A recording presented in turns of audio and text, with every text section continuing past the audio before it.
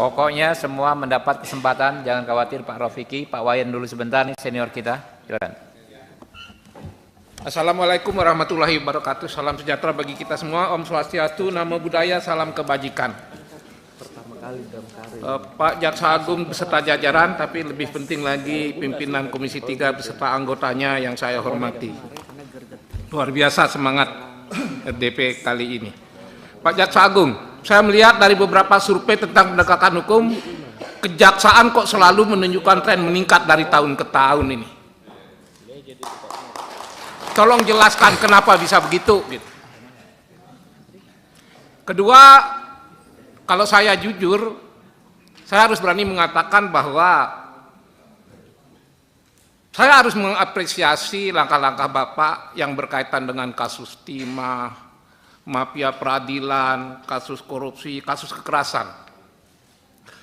Dan saya merasakan suasana di Kejaksaan Agung seperti itu mulai menjalar ke daerah-daerah.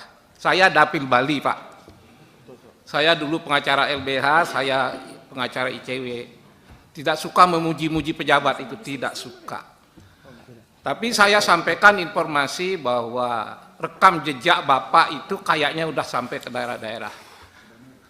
Saya nggak tahu Kajati Bali ada di sini apa enggak. Waduh, nggak enak ini memuji di depannya, Pak. Jadi begitu turun, koruptor ditangkap.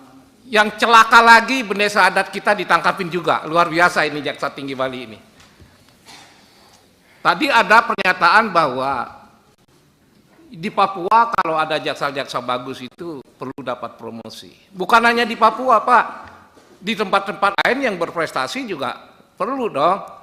Juga termasuk Bali memang kalau dinilai baik tanpa harus mencampuri, kenapa tidak? Karena itu pertama kali orang-orang Bali kaget kok bendesa adatnya ditangkap. Ini luar biasa beraninya Jaksa Tinggi Bapak itu.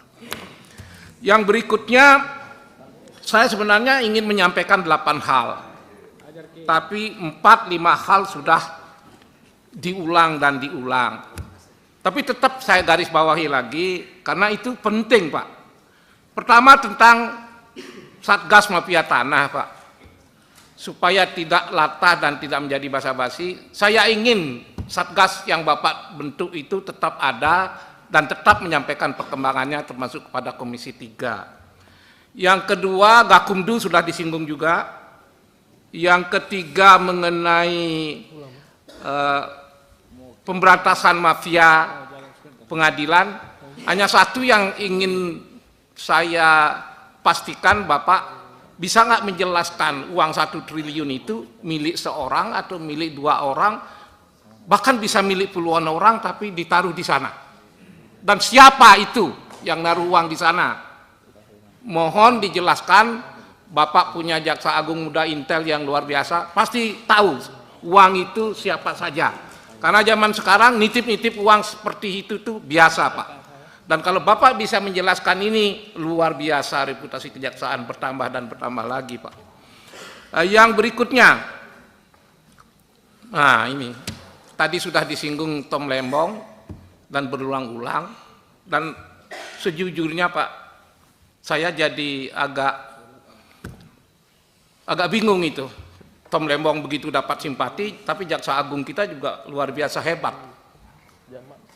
Tapi di medsos kan ada tuduhan politisasi hukum, kriminalisasi hukum, kan ada itu.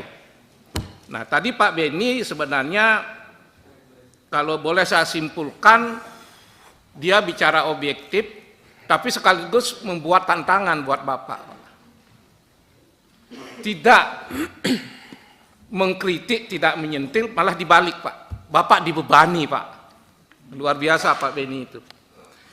Maksud saya begini, Bapak pasti masih ingat rekam jejak Jaksa Agung Suprapto, dan saya baca bukunya dengan baik. Saya juga baca bukunya Baharudin Lopa. Kali ini saya berhadapan dengan Bapak, saya harap Bapak tidak kalah reputasi dengan mereka. Salah satu contoh cara Jaksa Agung Suprapto ketika mau menangkap menteri. Dia telepon Soekarno, Pak saya mau tangkap menteri ini. Soekarno tidak mencampuri. Kenapa? Karena kejaksaan harus dijaga kemandiriannya, Pak. Dalam kaitan itu saya yakin Bapak ingin menjaga kemandirian ini, dan karena itu kita yakinkan bahwa Pak Prabowo tidak ikut campur dalam kasus ini. Saya yakin seyakin-yakinnya. Kalau boleh saya bicara terbuka dan jujur, Ketua Komisi 3 terbata-bata menjelaskan bagaimana Pak Prabowo itu sama sekali tidak terlibat. Cuma di medsos sudah terlanjur hal ini membuat catatan yang tidak enak. Oleh karena itu ada dua hal yang Bapak harus lakukan, Pak. Agar Pak Prabowo tidak kena, nama Bapak juga terjaga. Satu, Bapak kan menahan orang. Yang ditahan bukan orang sembarangan, Tom Lembong. Kalau menahan itu kan harus ada dua alat bukti. Buka, Pak, alat buktinya, Pak. Bapak jangan terlalu irit bicara begini, sementara medsos bicara luar biasa banyak. Kedua, kan Bapak lebih tahu dari saya, Pak. Kalau yang namanya perkara korupsi, tindak pidana korupsi, pasal korupsi itu kan ada unsur-unsurnya. Jadi Bapak tidak hanya perlu menjelaskan dua alat bukti ke masyarakat, jelaskan unsur-unsurnya bahwa memang betul-betul itu terbukti. Tapi kalau karena beberapa kekeliruan, lalu dua alat bukti itu tidak memadai dan lemah, unsur-unsur nggak terbukti, SP3 juga bisa mengatasi masalah. Karena undang-undang membolehkan itu, Pak. Tapi sekali lagi, kalau Bapak bisa membuka itu secara transparan, bahwa Jaksa Agung beserta aparatnya tidak sembarangan menetapkan tersangka, buktikan ada dua alat bukti, buktikan unsur-unsurnya ada. Tapi satu lagi, Bapak tidak boleh tebang pilih. Jangan nyasar Tom Lembong saja, harus berlaku adil pada semua pelaku. Kira-kira begitu ya, Pak, ya. Maaf, ini kalau saya memberanikan diri supaya clear, karena Bapak orang baik, Tom Lembong juga orang baik. Maka harus ada transparansi di antara masyarakat agar masyarakat nggak bingung. Yang berikutnya, ada satu poin tapi terdiri dari 3 unsur. Apa itu? Penyelamatan uang negara dan mengembalikan kerugian negara, Pak. Di seberang saya ini ada Kepala Badan Pemulihan Aset, ada Jamdatun, ada Jam Intel. Kenapa kami sebut itu semua? Begini, bukankah tugas pokok, bukankah salah satu tugas penting dari kejaksaan itu memberantas korupsi, Pak? Bukankah memberantas korupsi tugas yang paling penting adalah mengembalikan kerugian negara? Karena menghukum orang zaman sekarang yang terlibat korupsi itu sudah tidak mempan, Pak. Ketika mereka disuruh mengganti uang atau menjalani hukuman, tren yang sekarang itu mereka menjalani hukuman. Kenapa? Isu yang beredar yang belum tentu benar, tapi harus ditunggu kebenarannya. Ternyata mereka yang menjalani hukuman itu punya tempat kos di dekat LP, sehingga dia tidak merasakan sakitnya di penjara. Tapi sekali lagi, ini kita tidak boleh sembarang tuduhan. Apa yang ingin saya katakan di sini, kerugian negara, keuangan negara harus dipulihkan. Melalui apa?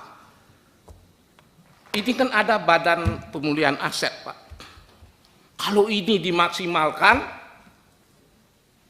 kan akan sesuai dengan tujuan bagaimana korupsi itu mengembalikan keuangan negara. Yang kedua, jika Jamdatun diberdayakan, kenapa tidak didorong melakukan gugatan-gugatan? Gugatan apa? Ya terhadap para koruptor. Kalau bekerja sama dengan Jaksa Agung bidang Intel, pastilah bisa mengetahui kemana aset-aset negara itu disembunyikan. Kalau ini yang bisa kita katakan, maka tujuan Bapak memberantas korupsi, memulihkan kerugian negara, mudah-mudahan makin hari makin bertambah. Tapi kalau saya ngomong begini bukan berarti saya mengabaikan bahwa kejaksaan tadi disinggung sudah banyak sekali mengembalikan kerugian negara melebihi apa yang dikerjakan KPK.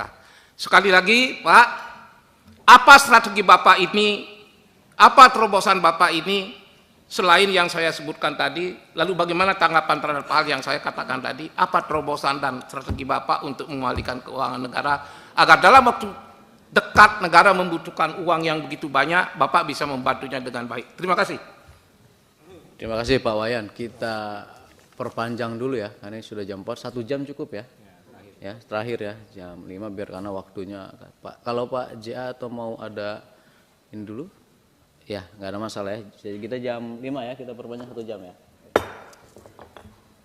Pak, siapa tadi yang Pak Rofiki? Tadi udah. Pak Rofiki. Terima kasih pimpinan dan anggota Komisi 3 yang saya hormati, Pak Jaksa Agung beserta jajaran yang saya banggakan. Saya tidak panjang lebar karena tadi semua yang saya sampaikan sudah disampaikan oleh senior-senior yang lain. Ini terkait dapil saja Pak Jaksa Agung. Kebetulan saya juga belum kenal sama Ibu Kajarinya. Bu, izinkan Bu, saya Muhammad Rofiki dari Kalsel 1. Ya.